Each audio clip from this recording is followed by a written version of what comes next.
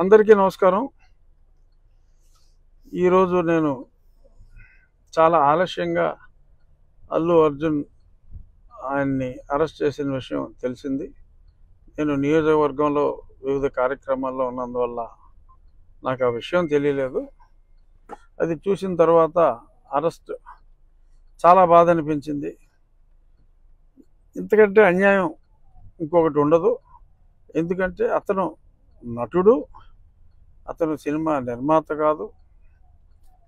తన యూనిట్ అక్కడ షో వేస్తున్నాం, బెనిఫిట్ షో అంటే ఈ ప్రభుత్వం ఇచ్చిన బెనిఫిట్ షో, తెలంగాణ ప్రభుత్వం ఇచ్చిన బెనిఫిట్ షో. ఆ బెనిఫిట్ షోకి తన నిర్మాతలు తనని ఆహ్వానిస్తే అల్లు అర్జున్ని, అతను అక్కడికి వెళ్ళినప్పుడు సూపర్ స్టార్గా ప్రస్తుతం అల్లు అర్జున్ గత పుష్ప 1 తర్వాత పాన్ ఇండియా స్టార్ ప్రభాస్ లాగా అతను కూడా పాన్ ఇండియా సూపర్ స్టార్ అయ్యాడు. దానికి తగ్గట్టే ఫ్యాన్ బేస్ ఉంటుంది. మరి అటువంటి ఫ్యాన్ బేస్ ఉన్న వ్యక్తి అక్కడికి వెళ్తున్నప్పుడు యాక్సిడెంట్ ఈజ్ అన్ యాక్సిడెంట్.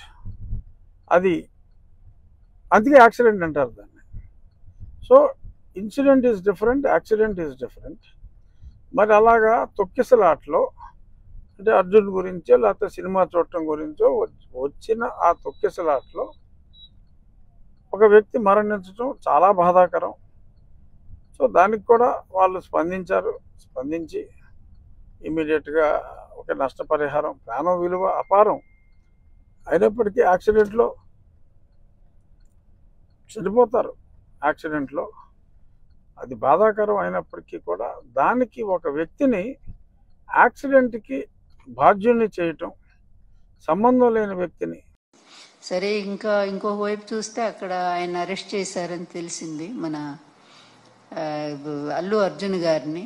పాపం నిజంగా నాకు బాధ వేస్తుంది. ఎందుకంటే ఎన్ని కుట్ర రాజకీయాలండి, ప్రతి చోట ఈయన చేతులు ఉంటాయి, అందులో సందేహం ఏమీ లేదు.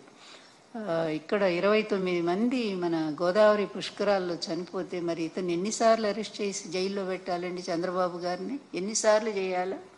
అదేవిధంగా కందుకూరులో దాదాపుగా 9 మందిని చంపేశాడు. ఈయన ఇరుకు సందులో మీటింగ్ పెట్టి, ఇరుకు సందు అందులో పాపం తొక్కిసలాట జరిగినట్టు, తన కోసం జనం విపరీతంగా వచ్చినట్టు చేయటం కోసం, మీడియా కోసం అక్కడ అట్లాగే చేసి 9 మందిని చంపాడు. చీరల పంపిణీలో 3 ఆడవాళ్ళు ప్రాణాలు కోల్పోయారే.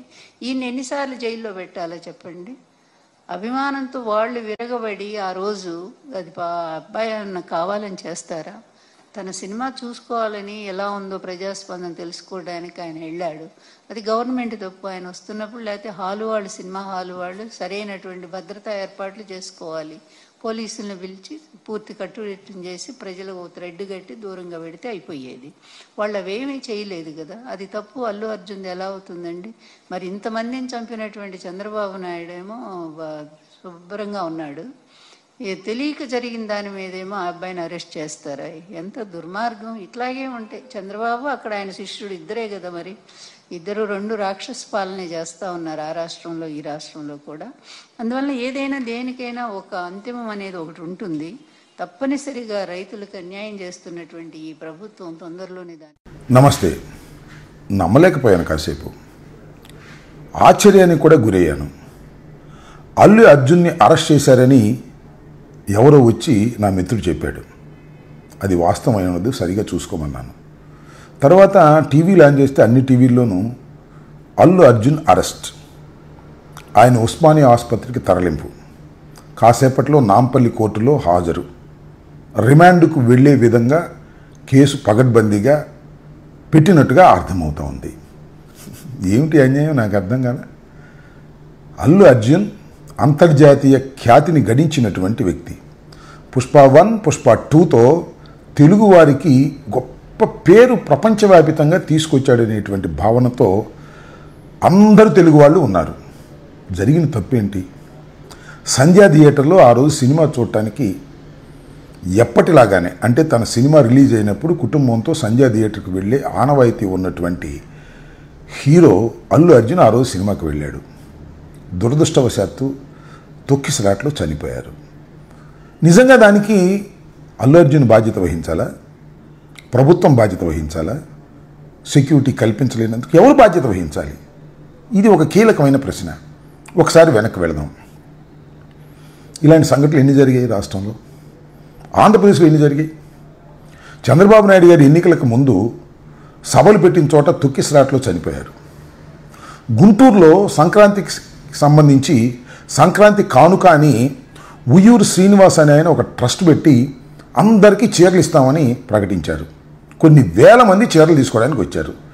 చంద్రబాబు నాయుడు గారు 2 చీరలు పంచి వెళ్ళిపోయాడు. తర్వాత తొక్కిసలాట్లో 3-4 చనిపోయారు. అలాగే దానిపై నెల్లూరు దగ్గర కూడా ఇలాగే ఒక చోట చనిపోయారు. అక్కడ దాకా ఎందుకు? పుష్కరాల్లో చంద్రబాబు నాయుడు గారు ముఖ్యమంత్రిగా ఉన్నప్పుడు 2015 పుష్కరాల్లో, గోదావరి పుష్కరాల్లో సుమారుగా 29 మంది పైచిలకు చనిపోయారు. It's a total shock that Pushpa actor Allu Arjun is arrested as per the media reports.